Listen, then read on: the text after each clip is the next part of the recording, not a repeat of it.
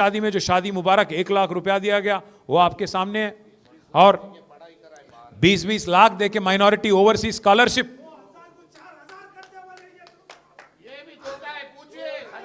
नहीं, मैं उसके बारे में भी बोलने वाला हूं। बड़े भाई 1 मिनट, हमारे भाई बोल रहे हैं, क्या नाम है बड़े भाई?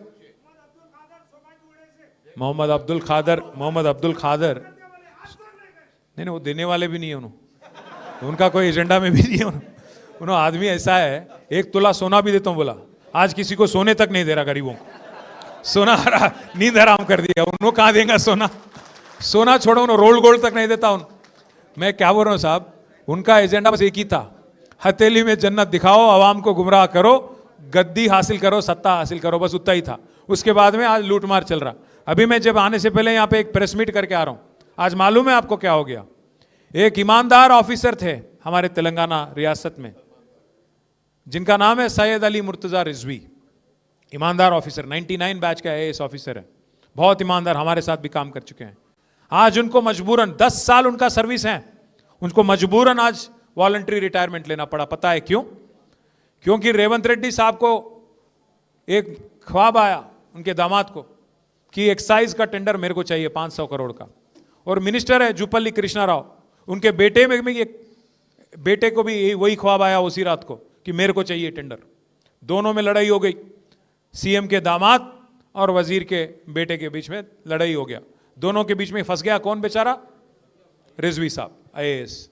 उनको आज मजबूरन 10 साल उनका सर्विस है, आगे वॉलंटरी रिटायरमेंट लेना पड़ा आज।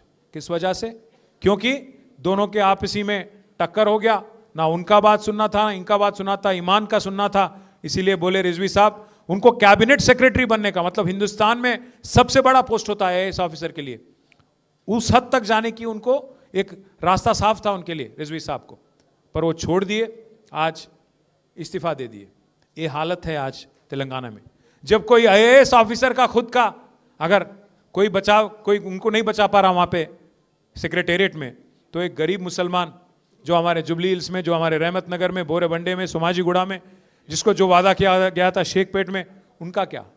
तो इसीलिए मैं बोल रहा हूं, अगर कमजोर का आवाज मजबूत करना है तो सिर्फ एक गुलाबी झंडे से, केसीआर से होना है, किसी और से नहीं होना है। दूसरी बात भी कह रहा हूं मैं, कल इनको मैंने जो एक बात बोला, हाँ मुझे एक डर है, मुझे दुख है इस बात का। हिंदुस्तान में जब आज माहौल हम देखते हैं, आज हमारी जो मरकज हुकूमत है, मरकज में जो हुकूमत है, वो आज आवाम को क्या सिखा रही है? बस वो यही कर रहे हैं, हर घर जल बोलते हैं, हर घर जल बोलते हैं, हर दिल में जहर भर रहे हैं, हर दिल में जहर भर रहे हैं।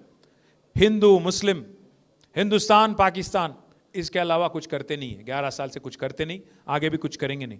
हाँ मुझे डर है, जो एक हैदराबाद थी जिसमें मेरी परवरिश हुई, जहां मैं बड़ा हुआ, जहां मैं स्कूल गया, वो वाला हालचाल आज नहीं है, वो वाला हालत आज नहीं है। मुझे तब अंदाजा भी नहीं था 35 साल पहले जब मैं स्कूल में था, 40 साल पहले, कि मेरे जो सीट में, मेरे जो बेंच में मेरे साथ जो बैठा है वो कौन जात का है, क्या नाम है, क्या मजहब है। वो दोस्त था बस। हम लोग जाते थे रमजान उसके घर, वो आता था हमारे घर दशहरा। वो एक अच्छा सा, एक जबरदस्त, एक दूसरे का रीत और रिवाज को इज्जत करने का एक था। हम जाके शीर खुरमा खाते थे, वो आके हमारे यहाँ अरशेलू खाते थे। वो एक अंदाज था। पर आज क्या हालत है हिंदुस्तान में? एक दूसरे को शक की नज़रिए से देखना। आप पहले, आपका जात क्या है, आपका मजहब क्या है, आपका मतलब, आज गवर्नमेंट ये बोल रही अपने को कि आपको क्या खाना चाहिए, क्या पीना चाहिए, क्या बोलना चाहिए, क्या पहनना चाहिए। ये हालात को देख के आज अगर आप सेक्युलर फोर्सेस की शक्ति अगर आप नहीं मजबूत करोगे, सेक्युलर ताकतों को अगर आप मजबूत नहीं करोगे, तो और भी मुश्किल दौर जो आज माहौल हिंदुस्तान में, तेलंगाना में भी हो सकता है। इसीलिए हम सबको एकजुट होना है, जैसा सलमान ने कहा, एकजुट होना है, एकजुट होकर लड़ना है, और ऐसे सेक्युलर लीडर केसीआर, इनको मजबूत करना है। मजबूत करके जो जॉइंट वेंचर गवर्नमेंट जो चल रही है यहाँ पे, कांग्रेस और बीजेपी की, इनको किसी भी हाल हराना है। आप शायद हैरान होंगे कि भाई उन्होंने जॉइंट वेंचर गवर्नमेंट कहीं को बोल रहे हैं।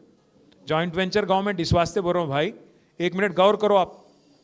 1 साल पहले, करीब नहीं, 1 साल हो भी गया, 27 सितंबर 2024, 1 साल पहले यहाँ के जो रेवेन्यू मिनिस्टर है, उनके घर पे ईडी का रेड हुआ। जब रेड हुआ, पूरे मीडिया दिखा रही थी कि नोट गिनने वाले 2-2 मशीन उसमें रेड में अंदर गए, बाहर क्या आया 1 साल बाद? ना कोई एक प्रेस नोट, ना कोई केस, क्या बरामद हुआ किसी को नहीं मालूम, भगवान को भी नहीं मालूम। 1 साल हो गया, एक कांग्रेस के मिनिस्टर पे रेड होता, पर आज तक कोई केस नहीं होता। क्यों?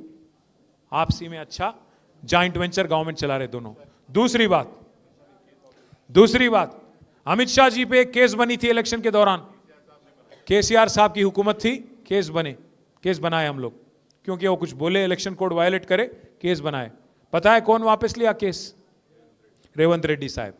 और तीसरी बात, वक्फ अमेंडमेंट बिल बीजेपी लाई, हम उसका मुखालिफत करें, 4 वोट है हमारे राज्यसभा में, उसके खिलाफ वोट भी करे, फिर भी बिल पास हो गया, क्योंकि बीजेपी के पास ताकत है, नंबर है, पास हो गया बिल। आपको पता है 28 रियासतों में पहली ऐसी कौन सी रियासत थी जो वक्फ बिल को अमल करने के लिए तैयार हो गई? कोई बीजेपी गवर्नमेंट नहीं हिंदुस्तान में। पहला गवर्नमेंट हिंदुस्तान में, पहला रियासत जो तैयार हो गया वक्फ बिल को अमल करने में, वो था रेवंत रेड्डी की हुकूमत।